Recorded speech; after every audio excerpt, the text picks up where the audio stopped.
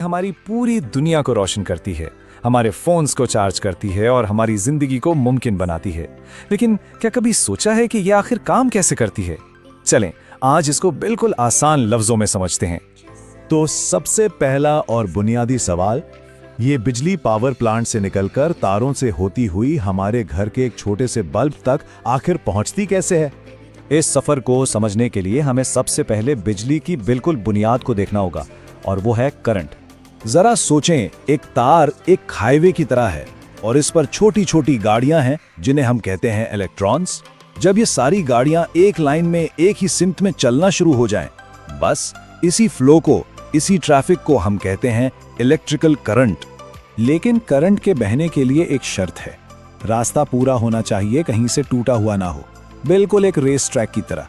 जैसे ही आप switch off करते हैं, मतलब ट्रैक टूट गया और करंट का बहना फौरन रुक जाता है।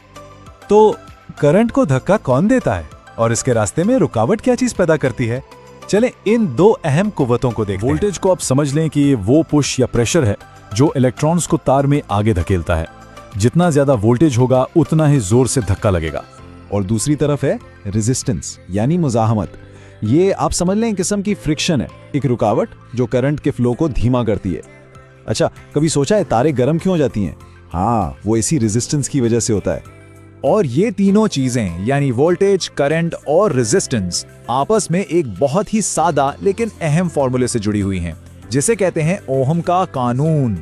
अब हम चीजों को कनेक्ट कैसे करते हैं, इससे भी बहुत फर्क पड़ता है। बिजली के लिए रास्ता बनाने के दो अहम तरीके हैं, सीरीज और पैरेलल। यही वजह है कि हमारे घरों में पैरेलल वायरिंग होती है। सोचो, अगर सीरीज होती, एक बल्ब खराब होता और पूरा घर अंधेरे में। पैरेलल वायरिंग ये यकीनी बनाती है कि हर चीज आजादी से पूरी पावर के साथ काम करे।